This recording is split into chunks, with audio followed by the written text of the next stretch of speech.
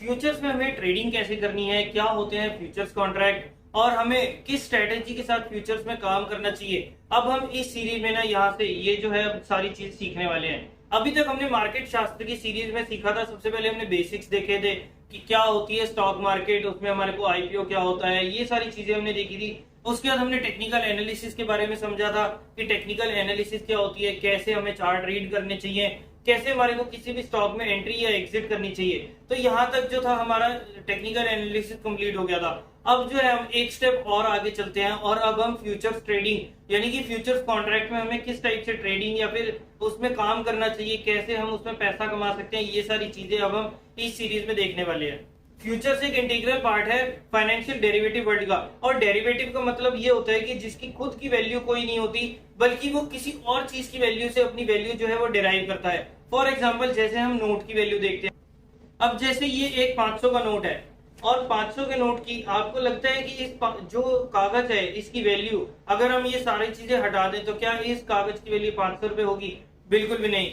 इसकी वैल्यू 500 रुपए की इसलिए है क्योंकि आरबीआई ने इसको वैल्यू दे रखी है। यानी कि अगर हम खाली इस पेपर की कॉस्ट देखें ना तो 2 से 3 रुपए की कॉस्ट होगी, लेकिन जब इसके ऊपर ये गांधी जी बन गए और 500 रुपए लिखा गया तो ये सारी चीजें जो है इसकी वजह से इसकी वैल्यू जो है एक अलग ही लेवल की डिराइव हो जाती है। तो उसी टाइप से डेरिवेटिव्स का भी मतलब होता है। और इन डेरिवेटिव्स का अंडरलाइन एसेट कुछ भी हो सकता है, फिर वो चाहे स्टॉक्स हो जाए, बॉन्ड्स हो जाए, कमोडिटी या करेंसी हो। फ्यूचर्स को समझे, बट उससे पहले हमारे को एक बेसिक कंसेप्ट समझना होगा जो फ्यूचर्स का भी बेसिक है। यानी कि अगर हम इस पार्ट को समझ गए ना तो हमारे को फ्यूचर्स जो है काफी जल्दी और काफी आसानी से समझ आने वाला है। तो उस पार्ट का नाम है फॉरवर्ड कॉन्ट्रैक्ट। तो चलिए पहले हम फॉरवर्ड कॉन्ट्रैक्ट्स को समझते हैं, उसकी थोड़ी सी बेसिक्स देखते हैं, उसकी थोड़ी सी हिस्ट्री देखते हैं और उसके बाद हम फिर फ्यूचर्स के ऊपर जाएंगे। Forward contract simplest form of derivative होता है और ये इनफैक्ट काफी पुराना भी है। ये पुराना इतना है कि 320 बीसी में कौटिल्य जो थे वो भी इस चीज को यूज करते थे, इस मेथड को यूज करते थे और ये ज्यादातर यूज होता था फार्मर्स के लिए। खैर अभी हम समझते हैं कि फॉरवर्ड कॉन्ट्रैक्ट क्या होता है, फिर उसके बाद हम इसके एलिमेंट्स को, एडवांटेजेस को और डिसएडवांटेजेस को एक एक करके समझेंगे। अगर मैं आपको सिंपल लैंग्वेज में बताऊं कि फॉरवर्ड कॉन्ट्रैक्ट क्या होता है तो इसका मतलब ये हो गया कि आज जैसे आप करंट डेट में कोई कॉन्ट्रैक्ट कर रहे हो कि आपको 3 महीने बाद इस चीज का कॉन्ट्रैक्ट होगा, इसकी पेमेंट होगी, इसका पूरा जो है ट्रांजेक्शन होगी, लेकिन उसका प्राइस जो है, डेट जो है, ये सब चीजें अभी डिसाइड हो जाएंगी। सबसे पहले ये कॉन्ट्रैक्ट जो था फार्मर्स के लिए यूज होता था। अब इस कॉन्ट्रैक्ट में क्या होता था कि बायर और सेलर एक एग्रीमेंट करते थे और वो होता था एक फ्यूचर डेट पर। उसमें ना डेट पहले से डिसाइड होती थी, इनफैक्ट जिस प्राइस पर उनकी डीलिंग होनी है ना वो सारी चीजें भी पहले से डिसाइड होती थी। वो दोनों मिलकर एक कॉन्ट्रैक्ट पर आते थे और इस कॉन्ट्रैक्ट को हम कहते थे फॉरवर्ड कॉन्ट्रैक्ट। और ये एग्रीमेंट जो था ना फेस टू फेस होता था और इसमें कोई भी किसी भी टाइप की थर्ड पार्टी जो थी इंटरवेंशन नहीं था। और इस एग्रीमेंट को हम कहते थे ओवर द काउंटर या फिर ओटीसी एग्रीमेंट। फॉर एग्जाम्पल आपके पास ना एक प्रॉपर्टी है जो आप बेचना चाहते हो और मुझे एक प्रॉपर्टी की जरूरत है, मैं प्रॉपर्टी को फाइंड आउट कर रहा हूं ताकि मैं कोई प्रॉपर्टी में इन्वेस्ट कर सकूं। अब क्या हुआ, हम दोनों को ना, आप वो प्रॉपर्टी बेचना चाहते हो और मैं एक प्रॉपर्टी खरीदना चाहता हूँ। हम दोनों ने ना एक कॉन्ट्रैक्ट करा और उसमें ना मैंने एक डील करी कि भाई ये ना 1 साल बाद, अभी मेरे पास इतना पैसा नहीं है बट 1 साल बाद ना इस प्रॉपर्टी को मैं बाय कर लूंगा। अब आप बेचना चाहते हो और मैं खरीदना चाहता हूं, तो हम दोनों ने ना मिलकर एक एग्रीमेंट कर लिया।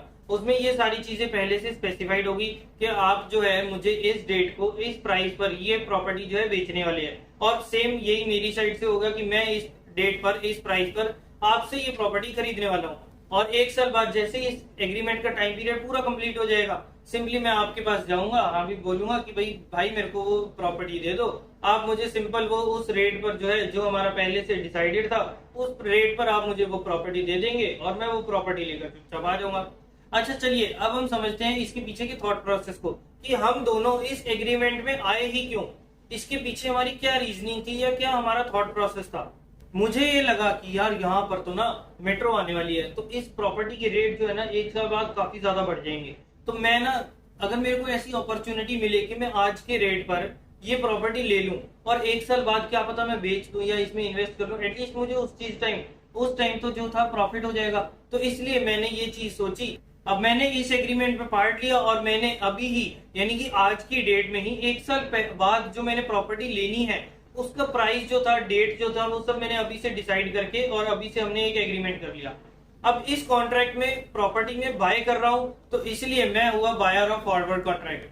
वहीं जब आपने मुझे प्रॉपर्टी बेची ना, तो आपके माइंड में कुछ और थॉट प्रोसेस चल रहा था। आपको ये था कि भाई आपने ना पहले भी ये 2-3 बार अफवाह सुन चुके हो कि यहाँ पर मेट्रो बनने वाली है, जिसकी वजह से प्राइसेस जो थे इंक्रीज हो जाते थे, और जैसे ही उस प्रोजेक्ट की अफवाह जो थी वो हटती थी, तो उसके बाद अचानक से इसके प्राइसेस जो थे फिर डाउन हो जाते थे। तो यही चीज आपको भी लगी कि यार इस बार भी ना ये अफवाह आई है कि यहाँ पर दोबारा मेट्रो आने वाली है, ये आप पहले ही 2-3 बार सुन चुके हो, तो आप उसमें ना धोखा खा चुके हो। तो अब भी आपको यही लगता है कि भाई यहाँ पर फिर से एक अफवाह उड़ाई गई है ताकि इस प्रॉपर्टी के प्राइसेस जो है बढ़ा दिए जाए। तो आपने यही लगा कि भाई ये तो मार्केट में ना फिर दोबारा गिरने वाली है और पहले से ना कम रेट पर आ जाएगी, तो इसलिए आपको लगा कि यार अभी ना अच्छा रेट मिल रहा है, तो मैं अभी से इस प्रॉपर्टी को ना इस रेट पर ब्लॉक कर देता हूँ, क्योंकि बाद में जाकर है तो ये अफवाह ही आपके हिसाब से, और बाद में इस प्रॉपर्टी के रेट ना इससे भी नीचे गिरने वाले हैं, तो मैं क्यों ना अभी ही इस प्रॉपर्टी को यहाँ पर बेच दूं, और बाद में जो है जैसे ही वो 1 साल बाद प्रॉपर्टी के रेट गिरेंगे तो मुझे यहाँ पर प्रॉफिट हो जाएगा। तो अब आप इस एग्रीमेंट के अकॉर्डिंगली आपने जब मुझे प्रॉपर्टी बेची, यानी कि आप इसमें प्रोडक्ट जो है वो सेल कर रहे हैं, तो आप हुए सेलर ऑफ फॉरवर्ड कॉन्ट्रैक्ट। अब इस एग्रीमेंट में सबसे इंपॉर्टेंट चीज ये होती है कि दो ऑपोजिट व्यू वाले जो लोग हैं वो एक एग्रीमेंट करते हैं। अगर हम दोनों का ही व्यू होगा कि भाई आगे जाकर प्राइसेस इंक्रीज होने वाले हैं, तो भाई आप मुझे ना तो प्रॉपर्टी बेचोगे, ना मैं आपसे खरीद पाऊंगा। जब बेचने वाला ही कोई नहीं होगा तो मैं खरीदूंगा किससे? तो इसलिए इसमें इस कॉन्ट्रैक्ट में आने के लिए सबसे इंपॉर्टेंट चीज ये होती है कि हमारे ना जो भी पार्टीज है ना, उन दोनों पार्टीज के ऑपोजिट व्यूज होने चाहिए, तभी ये एक कॉन्ट्रैक्ट जो है, ये कॉन्ट्रैक्ट एक एग्रीमेंट बनता है। अब इस कॉन्ट्रैक्ट के ना 3 रिजल्ट्स हो सकते हैं। मान लीजिए आपने मुझे प्रॉपर्टी बेची, ठीक है, 1 साल बाद इसका प्रॉपर्टी का रेट जो है वो इंक्रीज हो जाएगा, या फिर दूसरा सिनेरियो हो सकता है कि भाई मेट्रो का प्रोजेक्ट वहां पर रद्द हो गया, यानी कि फिर से वो सच में अफवाह निकली और प्रॉपर्टी के रेट जो थे वो वापस से और कम हो गए। या फिर तीसरा सिनेरियो ये रह सकता है कि वहां पर जो थे ना प्रॉपर्टी के रेट्स एज इट इज, जो आज की डेट में रेट है वही 1 साल बाद भी यही रेट होगा। तो चलिए अब हम इन सिनेरियोज को ना एक एक करके समझते हैं। अब इसमें सबसे पहले सिनेरियो की बात करें तो पहले सिनेरियो में प्राइस जो था वो बाद में 1 साल बाद इंक्रीज हो गया। तो मान लीजिए आज इस प्रॉपर्टी की वैल्यू है 1 करोड़ रुपए, तो बाद में 1 साल बाद इस प्रॉपर्टी की वैल्यू होगी 1.5 करोड़ रुपए। लेकिन एग्रीमेंट के अकॉर्डिंगली आपको मुझे ये प्रॉपर्टी जो है 1 करोड़ में बेचनी पड़ेगी, तो इसलिए उस टाइम आपको लॉस हो गया 50 लाख रुपए का। अब दूसरा सिनेरियो ये था कि प्राइस जो है वो ड्रॉप हो जाएंगे, यानी कि अभी 1 करोड़ की वैल्यू है तो वो बाद में 80 लाख रुपए की वैल्यू रह जाएगी। लेकिन जब हम दोनों ने एग्रीमेंट करा है तो मुझे ये प्रॉपर्टी आपसे ही खरीदनी पड़ेगी, फिर वो चाहे मार्केट में उसका रेट 80 लाख रुपए चल रहा हो। लेकिन जब हमने पहले ही 1 साल पहले कॉन्ट्रैक्ट कर लिया था, तो उस वजह से उसके अकॉर्डिंगली आपको मुझे ये प्रॉपर्टी 1 करोड़ रुपए में बेचनी होगी। तो यानी कि इस केस में अब मुझे 20 लाख रुपए का लॉस हो गया है।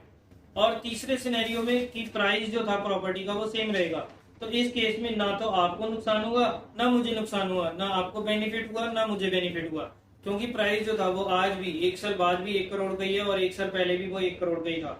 तो तीसरा केस हम साइड में रखते हैं और पहले और दूसरे केस को देखें, तो जितना प्रॉफिट आपको होगा उतना लॉस मुझे होगा, या जितना प्रॉफिट मुझे होने वाला है उतना ही लॉस, एग्जैक्ट सेम अमाउंट का लॉस जो है वो आपको होने वाला है। अब हम देखते हैं कि इसमें सेटलमेंट किस टाइप से होती है। देखो, एक तो होगी फिजिकल सेटलमेंट, कि मान लीजिए आपने मुझे प्रॉपर्टी बेचनी थी, तो हमने वो प्रॉपर्टी की डीलिंग फाइनल करी और उसके बाद वो प्रॉपर्टी है वो मेरे नाम की होगी। सबसे पहला ये टाइप का होता है सेटलमेंट, और इस सेटलमेंट को हम कहते हैं फिजिकल सेटलमेंट, जिसमें गुड्स, कमोडिटी या जो भी चीज की डीलिंग हो रही है ना वो फिजिकली ट्रांसफर होती है, तो उसको कहते हैं फिजिकल सेटलमेंट। और दूसरी टाइप की सेटलमेंट होती है वो है कैश सेटलमेंट। अब इस सेटलमेंट में क्या होता है कि मैंने आपसे ये प्रॉपर्टी 1 करोड़ रुपए में खरीदने का एग्रीमेंट किया था, और 1 साल बाद, पहला सिनेरियो लेते हैं कि 1 साल बाद इस प्रॉपर्टी की वैल्यू होगी 1.5 करोड़ रुपए। तो या तो अब आप मुझे प्रॉपर्टी दे दोगे, या फिर आप क्या कर सकते हो कि वो जो डिफरेंस है ना 50 लाख रुपए का, आप वो सेटलमेंट मेरे साथ कर लो कि भाई बोलो भाई प्रॉपर्टी ये तू मेरे पास ही रहने दे, तू अपना जो तेरा डिफरेंस था ना, तूने 1 करोड़ में प्रॉपर्टी लेनी थी, आपने मुझे बोला कि प्रॉपर्टी मैं ही रख लेता हूँ, लेकिन जो बीच का डिफरेंस है ना 1 करोड़ रुपए में ऊपर जो हमारा 50 लाख का डिफरेंस आया है, जो मुझे लॉस हो रहा है और तुझे प्रॉफिट हो रहा है, तो वो जो है ना हम सेटलमेंट कर लेते हैं, और तू मेरे से 50 लाख रुपए ले ले और प्रॉपर्टी तू मेरे पास ही रहने दे। तो मैं बोलूंगा हाँ यार ये चीज भी ठीक है, इसमें क्या हुआ ना, तो मेरी कोई इन्वेस्टमेंट लगी, बस एक प्रॉपर्टी की डीलिंग करने के लिए, एक एग्रीमेंट में हमारे को आने के लिए मुझे 50 लाख रुपए का सीधा सीधा बेनिफिट मिल रहा है। तो इन दो टाइप से अगर हम फॉरवर्ड कॉन्ट्रैक्ट में आते हैं ना, तो हमारी सेटलमेंट इन दो प्रोसीजर से, इन दो टाइप की सेटलमेंट जो है हो सकती है, फिजिकल सेटलमेंट और दूसरी कैश सेटलमेंट। अब उम्मीद है कि आप लोग फॉरवर्ड कॉन्ट्रैक्ट को तो इजीली समझ गए होंगे। हमने काफी अच्छे एग्जांपल से और काफी इजी वे में हमने समझाने की कोशिश करी है। तो अब हम नेक्स्ट आते हैं कि इनमें हमारे को किस किस चीज की रुकावट आ सकती है, यानी कि कौन कौन से रिस्क जो है इस कॉन्ट्रैक्ट में, इस एग्रीमेंट में जो है वो इन्वॉल्व होते हैं।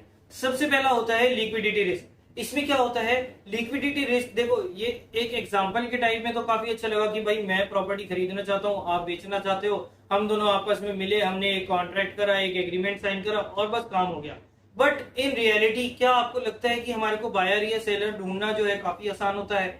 बिल्कुल भी नहीं। अगर मेरे पास कोई पॉइंट ऑफ व्यू है तो अब मैं कैसे आप लोगों से, कैसे आपके पास आके डील करना चाहूँ, या अगर आप अपने प्रोडक्ट को, यानी कि जैसे इस केस में हम प्रॉपर्टी लेकर चल रहे हैं, तो अगर आप प्रॉपर्टी को बेचना चाहते हो, आपके पास कोई पॉइंट ऑफ व्यू है, लेकिन आप उस कॉन्ट्रैक्ट को किस टाइप से कर पाओगे जब तक आपके पास कोई बायर नहीं होगा। तो इसीलिए जो भी पॉइंट ऑफ व्यू हो, एक ऑपोजिट पॉइंट ऑफ व्यू वाला पर्सन जो है वो मिलना काफी ज्यादा जरूरी होता है। वैसे भी थर्ड पार्टी इसमें इंक्लूडेड नहीं है, तो हमारे को जो है फेस टू फेस कॉन्ट्रैक्ट करना है और उसके लिए हम एक ऑपोजिट व्यू वाली पार्टी जो है वो भी चाहिए होगी। अब सेकेंड रिस्क इसमें होता है कि डिफॉल्ट। अब मान लीजिए कि जैसे प्रॉपर्टी के रेट जो थे वो सस्ते हो गए, 1 करोड़ की वैल्यू अब वो 80 लाख रुपए की रहेगी, तो आप तो भाई बहुत खुश हो गए कि भाई आपने जो था 80 लाख रुपए की अभी मार्केट में करंट वैल्यू चल रही है और 1 करोड़ रुपए में आपने मुझे बेच दी।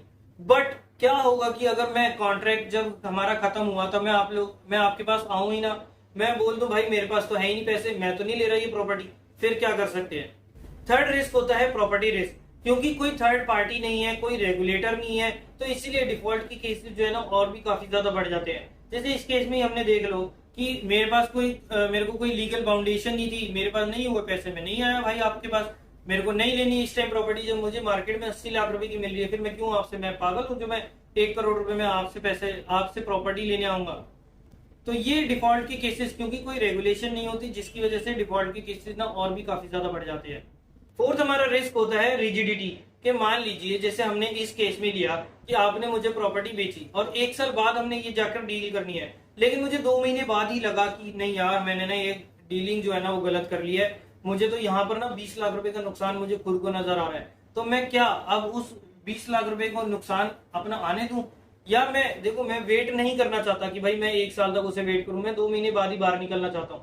बट यहाँ पर मुझे, क्योंकि फॉरवर्ड कॉन्ट्रैक्ट में हमारे पास कोई रेगुलेटर नहीं है, जिसकी वजह से हम कोई अपना प्रोसेस कंप्लीट नहीं कर सकते या बीच में छोड़कर नहीं भाग सकते, तो इसीलिए मुझे उस कॉन्ट्रैक्ट को खत्म करने के लिए 1 साल तक का वेट करना पड़ेगा।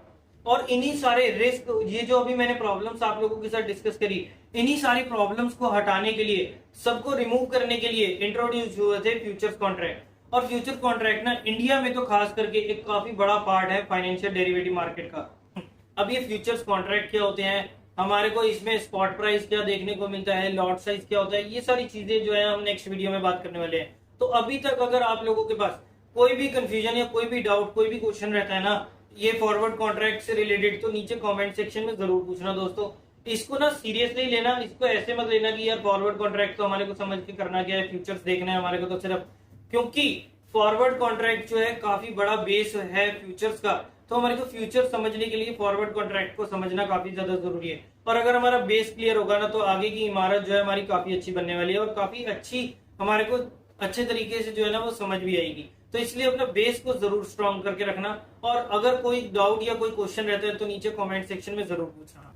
बाकी अगर वीडियो दोस्तों आप लोगों को अच्छी लगी तो इसे लाइक करना और शेयर करना दोस्तों बिल्कुल ना भूलिए। और अगर अभी तक आपने इस चैनल को सब्सक्राइब नहीं करा तो जल्दी से नीचे दिए बटन पर क्लिक कीजिए और सब्सक्राइब कीजिए इस चैनल को, साथ ही में बने बेल आइकन को भी जरूर प्रेस करें, ताकि जैसे इस चैनल पर कोई भी इंपॉर्टेंट और इन्फॉर्मेटिव वीडियो अपलोड होती है या फिर इस सीरीज के नेक्स्ट पार्ट जैसे ही अपलोड होंगे उसकी नोटिफिकेशन आप तक सबसे पहले पहुंच जाए। और हाँ, अगर आप लोगों के अभी तक मार्केट से रिलेटेड बेसिक्स या टेक्निकल एनालिसिस के बारे में आप कुछ भी चीजें सीखना या समझना चाहते हैं ना, तो आपको इनकी प्लेलिस्ट जो है ऊपर आई बटन में मिल जाएगी। आप वहां पर जाकर जो भी कंसेप्ट आप समझना चाहते हैं ना, उस वीडियो पर क्लिक करके आप उस वीडियो को पूरा गो थ्रू करें। और अगर आप स्टॉक मार्केट में एक नए हैं, एक बिगिनर है, तो आप इस सीरीज को, मार्केट शास्त्र की सीरीज को जो है बिल्कुल स्टार्टिंग से देखिए, ताकि आप लोगों को एक एक कॉन्सेप्ट समझ आए। और ऊपर से आप ना किसी और के टिप्स या जो भी फंसाने वाली चीजें होती है ना, इंदौर से कॉल आई, ये आया, ये सब चीजों, टेलीग्राम वगैरह, इन सारी चीजों में, इन सारे झंझटों में ना पड़े, अपनी खुद की एक एजुकेशन ले, अपना माइंडसेट बिठाएं, उसके बारे में नॉलेज लें कि किस टाइप से ये काम करती हैं और उसके बाद ही आप स्टॉक मार्केट में काम करें। तो चलिए दोस्तों, आज की वीडियो में इतना ही। मैं तुषार बुद्धि राजा आपसे लेता हूँ इजाजत। Bye bye and take care.